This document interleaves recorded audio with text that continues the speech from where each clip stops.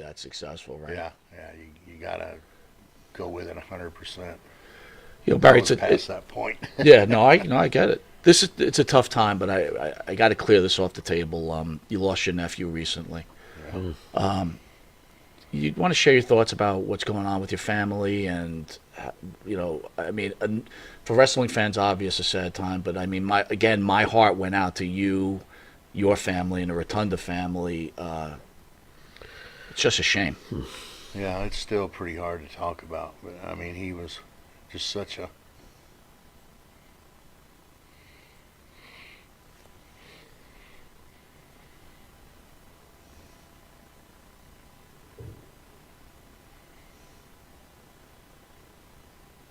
He was such a beautiful person. Yeah. Well, our prayers are with you guys, man. Yeah, he's gonna be sorely missed. He's one of the most brilliant minds in the business currently, that's for sure. That is for sure. I screamed for my mom, and like he wouldn't move. And so then like I started shaking him, and I walked over and I was like, babe, your alarm's going off. And then I touched his leg, and like he wouldn't move. And so then like I started shaking him and hitting him, and he wouldn't move. And so like I screamed for my mom. I called 911 immediately.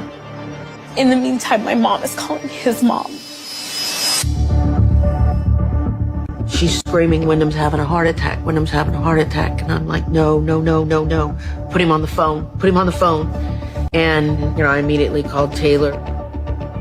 She said she didn't know the details. He stopped breathing. I'm like following them with him in the gurney. And I kept like yelling at him. I'm like, please just come back to me. Like, I'm like, please, Wyndham, just come back to me.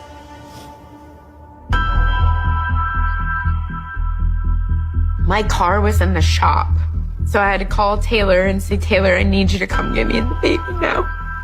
And I remember getting my baby dressed, and I just kept saying to her, everything's gonna be okay, everything's gonna be okay.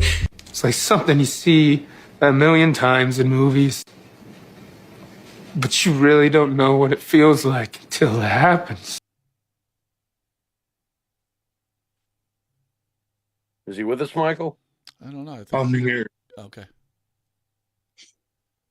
Just take me back, man. Hold on. Okay.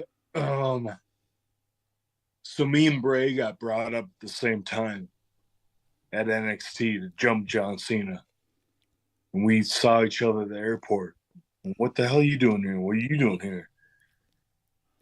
And then we became the Nexus and jumped John Cena. And then shit. We ended up doing a bunch of stuff, which is really was a lot of fun. Rode together. He's like my best friend. His daughter, one of his daughters, is my goddaughter. Okay. Oh, that's how close we are. Okay. But like after years went on, whatever, and like he got sent down to NXT, and I think I told you this already. He went down to NXT, and they kept me in WWE still on the road, and he revamped himself to Bray Wyatt, which is awesome. Oh yeah.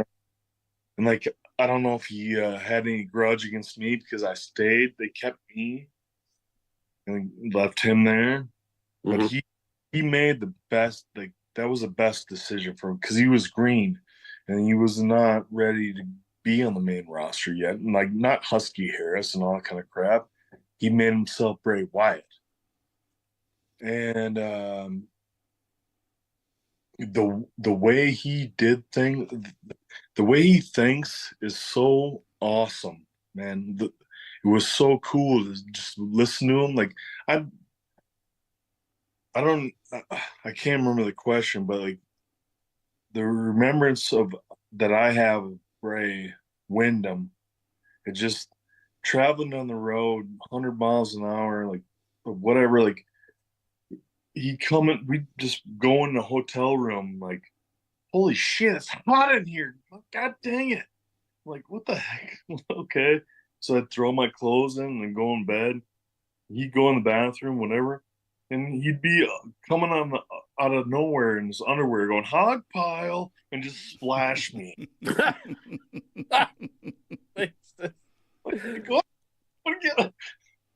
But he was funny like that. Like we had so many jokes that we played on each other. Like I'm not gonna tell you the ones I played on him, but like it was so much fun that with him, he was such a fun-loving guy, and he he's severely missed. Like,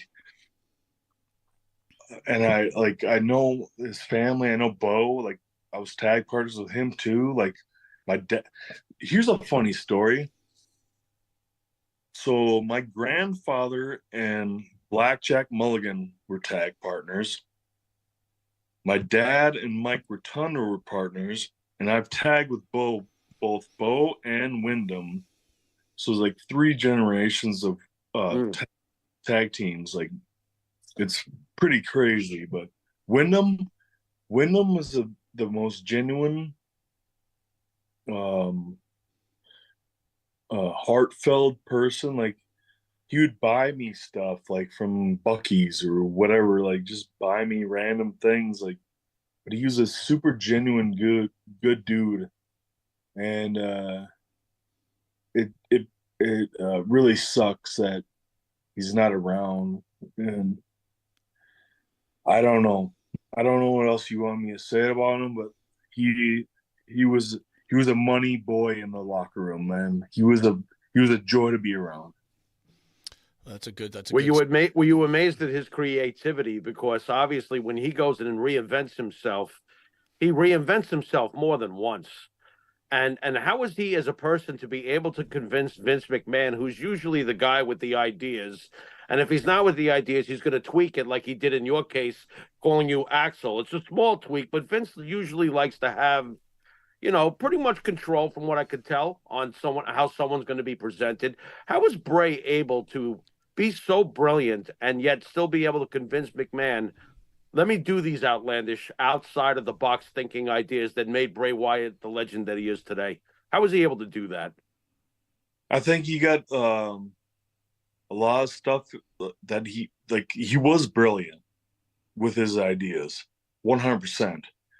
And I think some of his ideas, I don't know for sure, but I know he was frustrated, but I think some of his ideas got shoved because Okay. he everything he's ever done's been gold. Like every just I don't know if people think it's wacky or whatever, but like it draws, like whatever he did, like whenever he left and became when we separated and he became Bray Wyatt, his creativity just exploded. Mm. And that's the reason he got the Wyatt family, and that's how the reason it was. But he had so many more ideas, and I don't know behind the scenes what happened and whatever, but I think his creativity got kind of blocked because nobody could make sense of it. Maybe I don't know. Okay. But dude, this guy could also like he found out how to work really good, get over really good, and he should be in the Hall of Fame. Like he's that good. Like I don't even want to talk about him like that as my friend, like my best friend. And like, but he's always like even outside, like swimming in the pool with the kids and all that kind of stuff. We just laugh and like the giggles and all whatever. Like that was the most important thing. Like having like his kids, my kids, and all that kind of stuff. We're just swimming in the pool. Like, dude, there was a time. I don't even know if I should bring this up, but I will. But there's a time like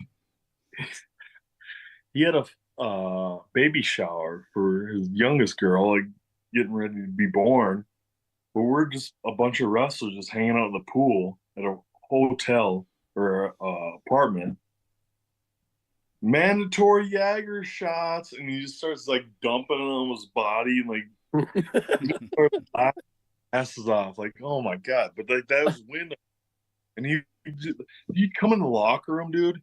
He was a joy, a super positive energy joy when he walked in the locker room every single time. Like every time Windham walked in that WWE locker room, everyone's like, "Oh man!"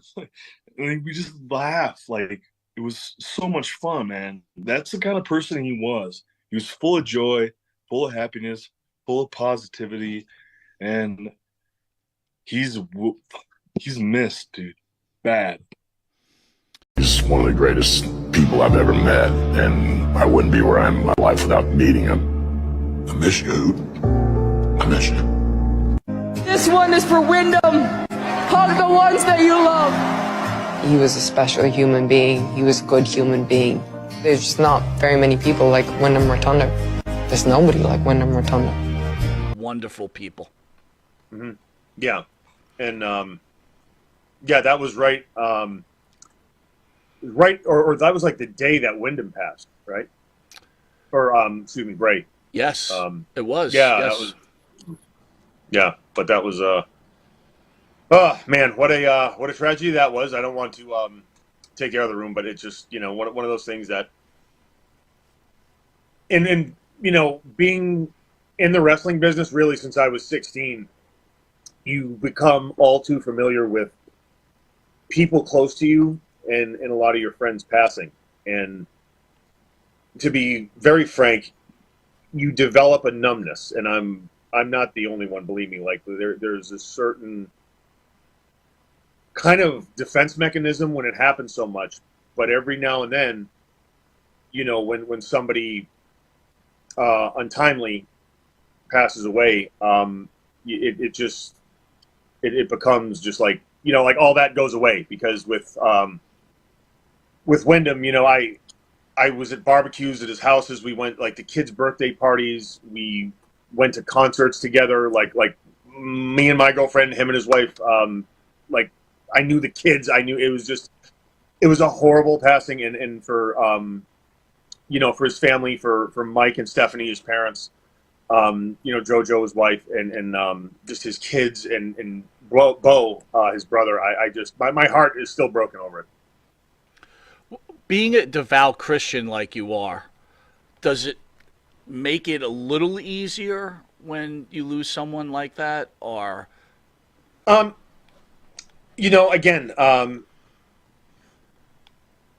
yes, in the sense of if we're here, and I'm very spiritual, like a lot of people. Like I obviously I do a lot of stuff like with some Catholic networks and everything like that, but I'm also a very real person. I'm very much a human being. Again, as a Catholic, I take advantage of the sacrament of confession a lot, let's say, and I do try to do better. Probably confessed a lot when you lived in Tampa. Oh yeah,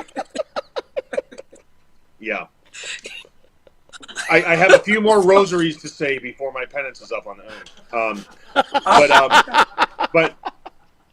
but having, like I said, that core spiritual belief, right? Because again, I don't want to get too deep, but I truly believe as humans, spirituality, it is God's language to us, or even like religion, right? Where we can say hello, or hola, or buenos dias, or konnichiwa, right? They all mean the same thing, but they have different languages. So with different people, you have Christianity and all the denominations of Christianity. There's Buddhism, there's Hinduism, and I think like the beauty and the truth in all of it, will kind of show itself, and then that to me. So like I'm not one of these people that is like, oh, you don't believe like I believe. I'm like, no, like one of my favorite verses in the Bible, and I'm paraphrasing, which kind of shows you, but like don't look at the splinter in your neighbor's eye when you can't see the beam in your own. Well, yeah, I have like about a forest in my eye, and not just because I have eyes the size of grapefruits, but because like, look, I got my own shit, and I apologize for swearing, but truly, like, who am I to judge anybody? So like that's what I try to live by, and it's not always easy, right? Like we as humans, we tend to have a propensity to do it. So again, just trying to like not judge anyone, do the best you can. And again, I'm sorry to get off on this tangent, but like to answer your original question, it does make it easier when someone that you know and love passes, because you really think like, hey, like life goes on, not in the sense that we know, but you know, it's not like, you know, they're gone. And to me, I've always found solace in that. And like he wouldn't move.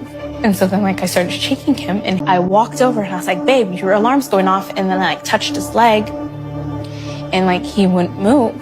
And so then like I started shaking him and hitting him and he wouldn't move. And so like I screamed for my mom. I called 911 immediately. In the meantime, my mom is calling his mom.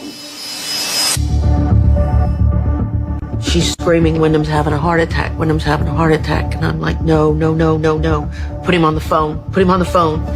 And, you know, I immediately called Taylor. She said she didn't know the details. He stopped breathing. I'm like following them with him in the gurney. And I kept like yelling at him. I'm like, please just come back to me. Like, I'm like, please, Wyndham, just come back to me.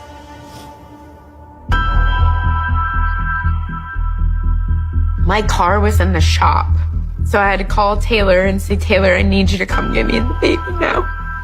And I remember getting my baby dressed, and I just kept saying to her, everything's gonna be okay, everything's gonna be okay. It's like something you see a million times in movies, but you really don't know what it feels like until it happens.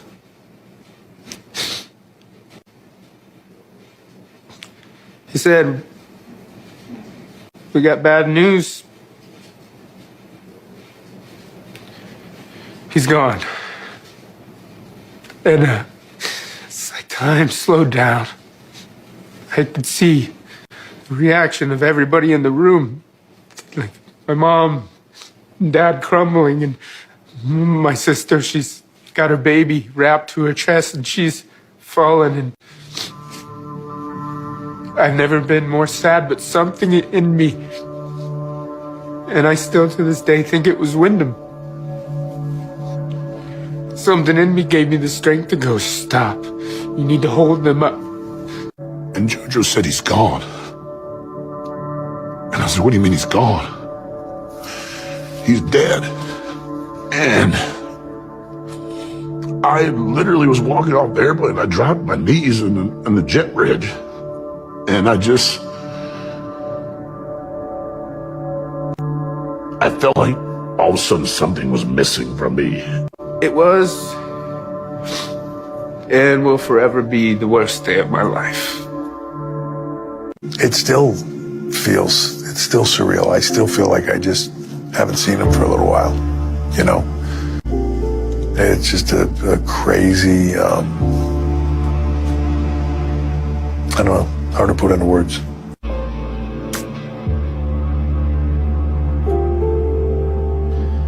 Yeah. I just didn't believe it. Like, I just thought it was bullshit. I just thought it wasn't real. Sometimes, even now, I still don't think it's real. Yeah, I don't know. It sucked. It still sucks.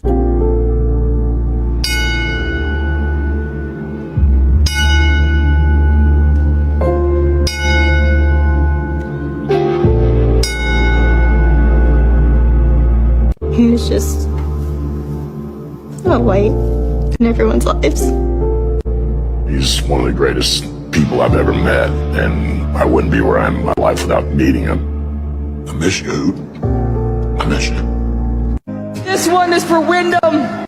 Hug the ones that you love. He was a special human being. He was a good human being. There's just not very many people like Windham Rotunda. There's nobody like Windham Rotunda.